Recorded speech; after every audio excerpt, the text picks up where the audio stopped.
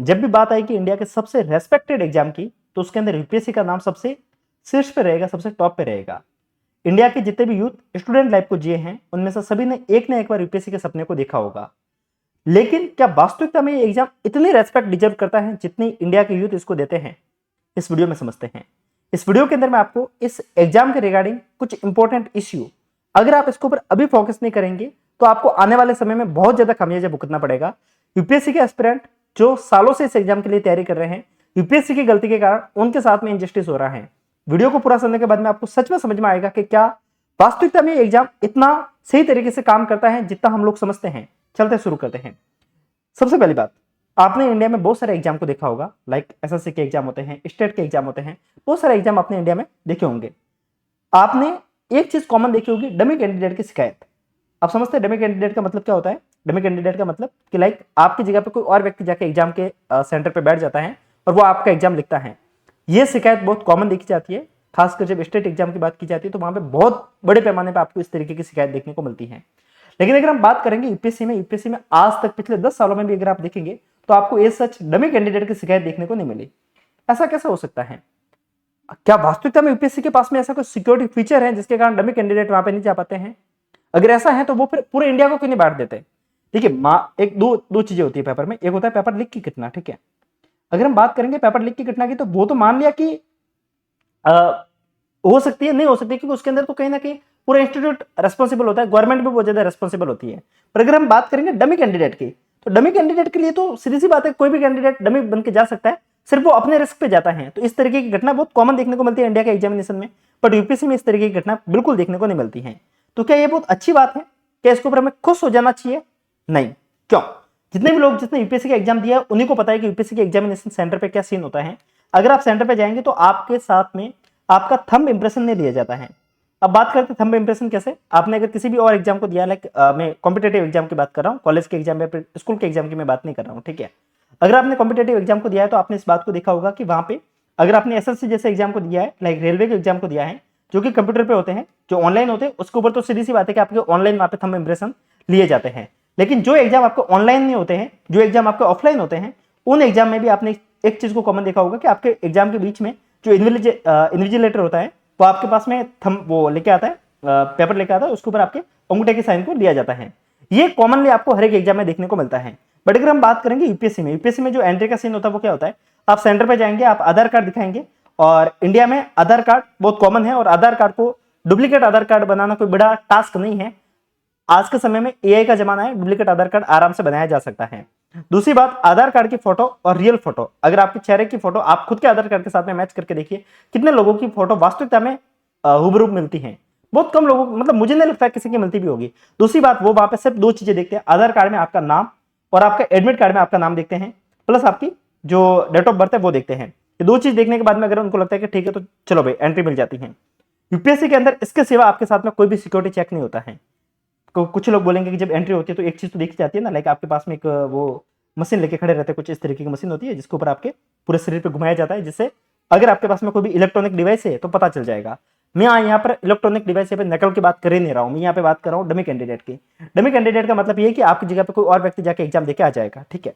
तो ये सबसे पहले शिकायत है जो कि यूपीएससी के साथ में देखने को मिलती है। सीधी सी बात है कि यूपीएससी में आज तक सिक्योरिटी को लेकर इवन आप में से जितने भी लोगों ने एग्जाम दिया, आपको पता होगा कि जब आप सेंटर पे जाते हैं तो आपके साथ में किस तरीके से वहां पे बिहेवियर होता है। आराम से कोई भी व्यक्ति से एंट्री कर सकता है, ठीक है। सबसे पहली प्रॉब्लम तो यही है कि इसके ऊपर सोचना चाहिए, ऐसा क्यों है, इतना जो लो फीचर है सिक्योरिटी का वो ऐसा क्यों है। काफी लोग यहाँ पे आके इस बात को भी बोल सकते हैं कि यूपीएससी का जो एग्जाम है वो इतना टफ है कि अगर कोई व्यक्ति डमी कैंडिडेट बन के जाएगा भी तो भी वो प्री पास नहीं कर पाएगा।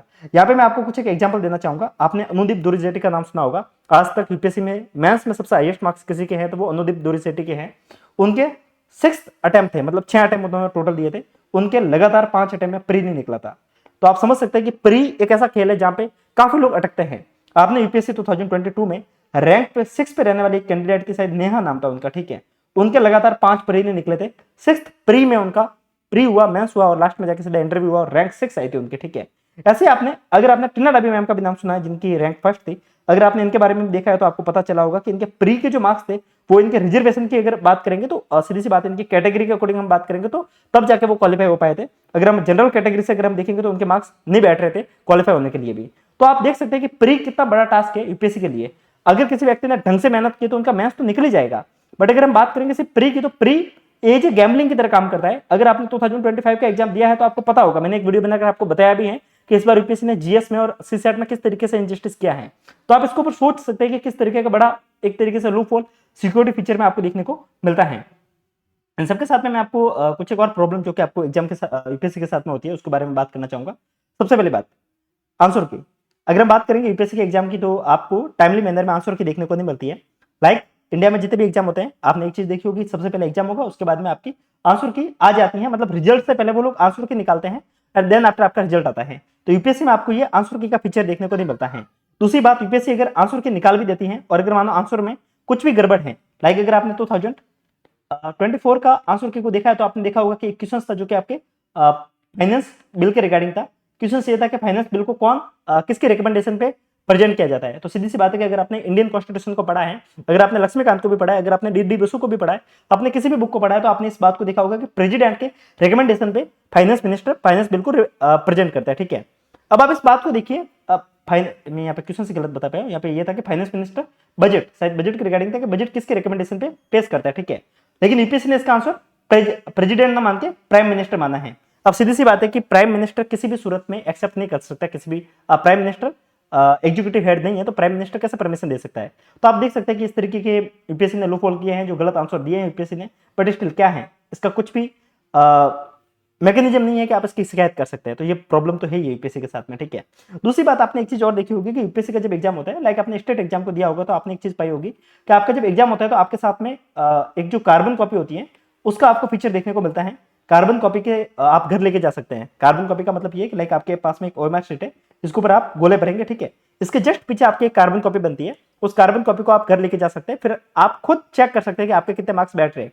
बट आपको यूपीएससी में ये कार्बन कॉपी के फीचर देखने को नहीं मिल रहा है। सवाल ये बनता है ऐसा क्यों, क्यों नहीं बनता कार्बन कॉपी का फीचर, ताकि अगर मानो किसी कैंडिडेट के मार्क्स ऊपर नीचे बैठ रहे तो कम से कम वो शिकायत तो कर सके।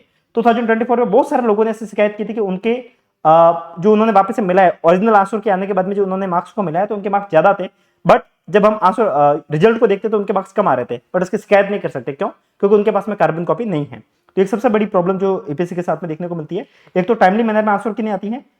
लाइक यूजली जितने भी एग्जाम होते हैं उसमें क्या सीन होता है कि जब एग्जाम होता है, एग्जाम के बाद में पहले आंसर की आएगी, उसके बाद में रिजल्ट आता है। बट यूपीएससी के साथ में क्या सीन रहता है कि यूपीएससी के अंदर आंसर की 1 साल के बाद में आती है। कहने का मतलब जब यूपीएससी का फाइनल रिजल्ट आता है तब आंसर की आती है प्री की। अब सवाल ये बनता है कि अगर प्री में आंसर की में कुछ प्रॉब्लम भी हुई है तब भी कैंडिडेट कुछ कर नहीं पाता है। सवाल ये बनता है कि ऐसा क्यों करते हैं। आपके पास में इतनी बड़ी संस्था है, आपके पास में आंसर की पहले से ही बन रखी होती है, तो आपको अपलोड करने में आपके घर का क्या जा रहा है। लेकिन नहीं, बच्चों की बात कभी नहीं मानी जाएगी। सबसे पहली प्रॉब्लम यह है। दूसरी अगर हम बात करेंगे जो सिक्योरिटी चेक की मैंने आपको बात बताई, जो कि मैंने आपको पहले ऑलरेडी समझा दी है। अगर हम तीसरी बात करेंगे रिजल्ट डेट को लेकर, ठीक है, रिजल्ट डेट को लेकर यूपीएससी कभी भी फिक्स डेट नहीं बताता है। इस बार प्री के रिजल्ट की अगर हम बात करेंगे, हर साल यूपीएससी का प्री का रिजल्ट जो आता है वो करीब करीब 14 दिन के आसपास में आ जाता है। तो इस तौर पे देखा जाना चाहिए था 9 तारीख के आसपास आ जाना चाहिए था, 11 तारीख के आसपास में रिजल्ट आया। बट उससे पहले बहुत सारे यूट्यूब पे है या फिर बात करेंगे यूपीएससी के बहुत सारे इनसाइडर की तरह कह सकते हैं, उनके बहुत सारे रूमर्स फैलते हैं। तो बच्चों को एक मेंटल प्रेशर झेलना पड़ता है, टाइम वेस्ट भी होता है, ना बच्चे पढ़ पाते हैं, पूरे दिन बस इसी में लग जाते हैं कि रिजल्ट कब आएगा, रिजल्ट कब आएगा। यूपीएससी के घर का कुछ नहीं जाता, एक दिन से बैठ के ये बात बोलने का रिजल्ट कब आएगा, इस बात को बोलने में उनका ज्यादा कुछ नहीं जाता, एक नोटिफिकेशन निकालने में। बट नहीं, यूपीएससी ऐसा करेगा नहीं, ये सबसे बड़ी प्रॉब्लम। और चौथी सबसे बड़ी प्रॉब्लम बात करेंगे तो वो है सीसेट। काफी लोग बोलेंगे सीसेट तो क्वालिफाइंग नेचर का है, आप इतना हुआ क्यों मचा रहे हो, इतना प्रॉब्लम क्यों क्रिएट कर रहे हो। देखिए सीसेट मान लिया कि आपके क्वालिफाइंग नेचर का है, सीसेट में टोटल आपको 27 क्वेश्चन सही करने रहते हैं, 80 क्वेश्चन होते हैं।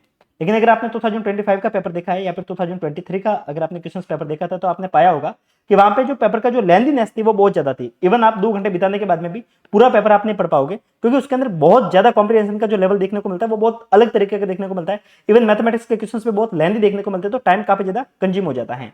दूसरी बात, सीसेट का जो सिलेबस यूपीएससी ने मेंशन कर रखा है वो कर रखा है 10th स्टैंडर्ड का आपको सिलेबस आपको मेंशन कर रखा है। अब सवाल ये बनता है कि जो यूपीएससी सीसेट में मैथमेटिक्स पूछी है, क्या कोई भी कैंडिडेट जिसने 10th, लाइक अगर मैं बात करूंगा, आप बिहार बोर्ड के एक टॉपर उठा लो जिसने मैथ में 100 आउट ऑफ 100 स्कोर किया है, आप राजस्थान बोर्ड का एक उठा लो, आप एमपी बोर्ड का उठा लो, आप एक महाराष्ट्र बोर्ड का उठा लो, इन चारों कैंडिडेट को यूपीएससी सी सेट के मैथमेटिक्स के क्वेश्चंस दो, 40 क्वेश्चंस आते हैं, मैं मान लूंगा कि कितने लोग वो सारे के सारे क्वेश्चन सही करते हैं, नहीं कर पाएंगे, उसमें से मुश्किल से आप 10 या 12 क्वेश्चन सही कर पाओगे, उसके आगे आप बढ़ ही नहीं पाओगे।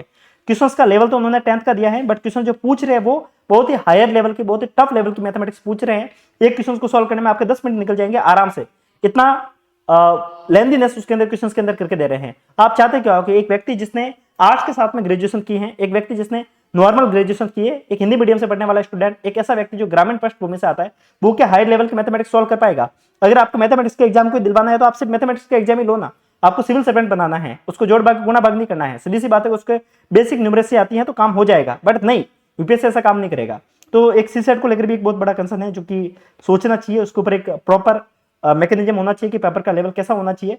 लाइक अगर हम बात करेंगे 80 क्वेश्चन होते हैं तो 80 में से आपके 30 क्वेश्चन आपके कॉम्प्रिहेंशन के होते हैं, 40 क्वेश्चन आपके मैथमेटिक्स के होते हैं, 10 क्वेश्चन आपके रीजनिंग के होते हैं। रीजनिंग के भी कोई भी कैंडिडेट कितना ही अच्छा क्यों ना हो, वो 10 में से 10 क्वेश्चन सही नहीं कर सकता, 8 क्वेश्चन के आसपास मान के चलिए, 2 क्वेश्चन बहुत टफ होते हैं तो वो छोड़ने ही पड़ेंगे। मैथमेटिक्स का लेवल मैंने आपको बता दिया, इजी क्वेश्चन उसमें मुश्किल से 7 या 8 क्वेश्चन बहुत मुश्किल से होते हैं, बाकी सारे क्वेश्चन बहुत लेंदी होते हैं, बहुत टफ होते हैं, जिसको पढ़ने के लिए आपको कम से कम एक अच्छा खासा मैथमेटिक्स का बैकग्राउंड होना चाहिए। आप इस बात को समझिए कि कोई भी व्यक्ति जिसने मैथमेटिक्स के साथ में पिछले 5-7 साल से अगर संबंध नहीं रखा है तो वो कैसे इसको सॉल्व कर पाएगा, उसके बारे में कोई बात नहीं कर रहा है। कॉम्प्रिहेंशन में 30 क्वेश्चन होते हैं, बट इंडिया में ऐसा कोई कैंडिडेट नहीं है जो ये बता सकता है कि कॉम्प्रिहेंशन को प्रॉपर कैसे सॉल्व किया जाता है। कॉम्प्रिहेंशन को सॉल्व करने की एग्जैक्ट क्या विधि है वो किसी को नहीं पता है। सब लोग यूट्यूब पे बहुत अलग अलग तरीके बता देंगे, बहुत सारे टीचर अलग अलग तरीके बता देंगे। अगर आप इतने ही महारथी हो तो आप इस बात को समझिए कि हर साल जब यूपीएससी के सी सेट के आंसर क्या आती है तो कॉम्प्रिहेंशन में हर साल 3 से 4 क्वेश्चन का वेरिएशन क्यों होता है? मान लिया जीएस में तो वेरिएशन होता है क्योंकि आपके पास में प्रॉपर आंसर नहीं है, बट कॉम्प्रिहेंशन में वेरिएशन क्यों होता है? क्योंकि सीधी सी बात है कि आपको ओवरऑल खुद को आंसर नहीं पता है। 2023 में अगर हम बात करेंगे तो कॉम्प्रिहेंशन में करीब करीब 7 से 8 क्वेश्चन का फर्क देखने को मिला था। 2024 में 5 से 6 क्वेश्चन का आपको वेरिएशन देखने को मिला था यूपीएससी के आंसर के और कोचिंग के आंसर की। कोचिंग के आंसर की में अब इस बात को देखिए कि कोचिंग की आंसर की कैसे बनती है। पूरी कोचिंग की टीम एक साथ में बैठ के आंसर की बनाती है। अब आप ये देखिए पूरी कोचिंग की टीम मिलकर भी कॉम्प्रिहेंशन के 30 के 30 क्वेश्चन सही नहीं कर सकती है, तो आप एक कैंडिडेट से कैसे उम्मीद कर सकते हो? तो इस तरीके से यूपीएससी के साथ में जो इंजस्टिस हो रहा है इसके ऊपर अगर आज हम बात नहीं करेंगे तो कभी बात नहीं होगी। अब मैं आपको यहाँ पे कुछ एक बात बता रहा हूँ, इस बात को सुनिए। ये मेरा ट्विटर अकाउंट है सिविल एस्पिरेंट 9, ठीक है, आप इसको सर्च कीजिए, फॉलो कीजिए, इसके लिंक मैं आपको डिस्क्रिप्शन में भी दे दूंगा। जो भी मैंने बहुत सारे ऐसे ट्वीट कर रखे हैं रिपोस्ट कीजिए। आपको अगर प्रॉब्लम है इसको रिपोस्ट करने की तो जो मैं कंटेंट यहाँ पे लिख के दे रहा हूँ इसी तरीके से आप कंटेंट बना के रिपोस्ट कीजिए। बहुत ज्यादा रिपोस्ट करेंगे तो हो सकता है कि पार्लियामेंट में हमारी आवाज को उठाया जाए। अगर इस प्रॉब्लम के ऊपर आज आवाज नहीं उठी तो कभी नहीं उठेगी। यूपीएससी एक ऐसी संस्था है जो अपने आप को बहुत ही ज्यादा इगोइस्ट समझती है, कभी कैंडिडेट की बात नहीं मानती है। ऐसा क्यों? क्योंकि पूरी इंडिया की सबसे सुप्रीम अथॉरिटी समझ बैठी है वो अपने आप को, ठीक है। कोई भी व्यक्ति अगर कोर्ट में भी चला जाएगा तब भी उनकी बात नहीं सुनी जाती है, ठीक है, क्योंकि कोई भी व्यक्ति इसके ऊपर आवाज नहीं उठा रहा है, ना पार्लियामेंट में आवाज उठ रही है, ना कोई बड़ा कैंडिडेट इसके साथ में आता है। अगर हम बात करेंगे यूपीएससी की बड़ी बड़ी कोचिंग है जो तजुर्बा बांटती हुई फिरती है, जो 12th फेल जैसे मूवियां बनाने में इनके पास में पैसे हैं और अपने आप को बहुत बड़े महारथी समझते हैं, अगर उनके लिए 1-2 गाली भी निकल जाती है तो पाप नहीं है, ठीक है। वैसे लोग अगर हम बात करेंगे इंडिया में एसएससी के अगर एग्जाम की अगर हम बात करते हैं, चाहे हम रेलवे के एग्जाम की बात करते हैं, तो आपने एक चीज देखी होगी कि जब भी इन एग्जाम के अंदर कुछ भी इनजस्टिस होता है, डिपार्टमेंट के द्वारा कुछ भी इनजस्टिस होता है, तो आपने देखा होगा कि इनके जितने भी टीचर्स हैं वो सभी नीचे उतर जाते हैं, ग्राउंड पे आ जाते हैं और वो लोग सब मिलकर स्टूडेंट की आवाज उठाते हैं। बट यूपीएससी में ऐसा नहीं है। क्यों? क्योंकि ये सब कोचिंग वाले दोगले हैं, सिर्फ बच्चों के पैसों से मतलब है। ये जो आप हिंदी मीडियम के स्टूडेंट खासकर जो इनको गुरु की तरह मानते हैं, जब भी मिलते हैं तो फैन फॉलोइंग बन के फैन बन के घूमते हो, पैरों में गिरते रहते हो। क्या इनकी 1% भी जिम्मेदारी नहीं बनती कि वो स्टूडेंट के लिए खड़े हो, स्टूडेंट के लिए आवाज उठाए? लेकिन नहीं, ऐसा करेंगे तो पैसे कहां से आएंगे? इतना टाइम वेस्ट करेंगे तो मूवी कब बनाएंगे? 12th फेल जैसी मूवी बना के बच्चों को एक बहुत बड़े बेरोजगारी की एक बहुत बड़ी रेस में लगा रहे हैं। पर वास्तविकता में अगर हम बात करेंगे यूपीएससी के लिए कितने लोग खड़े होते हैं, कोई नहीं खड़ा होता है, ठीक है। मैं सिर्फ एक कोचिंग की बात नहीं करूंगा, बड़ी बड़ी कोचिंग है। जो इंग्लिश मीडियम की बात करेंगे तो बाजीराम एंड रवि जैसे कोचिंग है, चाहे नेक्स्ट आई जैसे कोचिंग है, किसी भी कोचिंग की बात करेंगे, फॉरम है, चाहे विजन है, दृष्टि है, कितनी भी बड़ी कोचिंग की बात करेंगे, कोई भी व्यक्ति सामने नहीं आता है। क्यों? क्योंकि बच्चे उनके ऊपर प्रेशर नहीं बनाते। और बच्चे प्रेशर बनाएंगे भी क्यों? क्योंकि सबको आईएएस बनना है, बट उनको ये नहीं पता कि आईएएस बनने से पहले आपके जीवन में क्या प्रॉब्लम आने वाली है। जितने भी नए कैंडिडेट होते हैं उनको कुछ फर्क पड़ता नहीं है। फर्क पड़ेगा क्यों नहीं? क्योंकि बच्चे हैं। 3-4 साल बीत जाएंगे तब वो भी बात करेंगे, वो बात करेंगे, लेकिन तब तक नए बच्चे आ जाएंगे, उनको कोई फर्क नहीं पड़ेगा। इस एग्जाम की सबसे बड़ी खासियत क्या है पता है? एक ऑरा में जीते सभी लोग। सभी लोगों को लगता है कि हाँ भाई मैं हूं और कोई नहीं है। यूपीएससी में एकमात्र एक ऐसा एग्जाम है इंडिया का जिसके अंदर ये यूपीएससी का जो एग्जाम है ना, इसके अंदर अगर आप 10 साल भी बिता दोगे तो अपने आप को आप बेरोजगार नहीं बोलोगे। क्यों? क्या कर रहे हो? यूपीएससी कर रहे हैं। 10 साल लग रहे हैं, यूपीएससी कर रहे हैं। अपने आप को आप बेरोजगार कभी मानोगे नहीं। ये क्या, अगर आप एसएससी के जैसे एग्जाम की तैयारी कर रहे हैं, चाहे स्टेट के एग्जाम की तैयारी कर रहे हैं, 3-4 साल में अगर आपका नहीं हो रहा तो आप खुद को समझने लगोगे कि हाँ भाई कुछ प्रॉब्लम है, बट आप यूपीएससी में कभी नहीं समझते। आपका एक वो माइंड सेट ऐसा हो गया है। अगर आप इन चीजों के ऊपर सही से काम नहीं करोगे तो बिलीव में बहुत ज्यादा नुकसान होने वाला है। इन सबके साथ में अगर आपको और कुछ प्रॉब्लम है तो मैं आपको नीचे अपने व्हाट्सएप नंबर दे रहा हूँ, एक बार के लिए देखिए, जो मुझे भी तक प्रॉब्लम लगी उसके ऊपर मैंने बात की है। आपको व्हाट्सएप नंबर मैं नीचे दे रहा हूँ, आप आके व्हाट्सएप नंबर पर मेरे से बात कीजिए। जो भी अगर आपको इश्यू लग रहा है तो आप वहां पे कंसर्न को उठाइए। अगर आपको पर्सनली मेरे से कुछ भी बात करनी है तो आपको नीचे व्हाट्सएप नंबर देखने को मिल जाएंगे, आप मेरे से आके बात कर सकते हैं। अगर आपको लग रहा है कि 2025 के प्री में आपके साथ में कुछ हुआ, गलत हुआ है, आपको बहुत ज्यादा डिमोटिवेशन फील हो रहा है, आप डिप्रेशन को फील कर रहे हैं, आप मेरे साथ में बात कीजिए, अपने आप को परेशान मत कीजिए, ठीक है। हो सकता है शायद मैं आपकी किसी ना किसी हद तक अगर मदद कर पाऊं तो। मिलते हैं, तब तक के लिए नमस्कार, जय हिंद।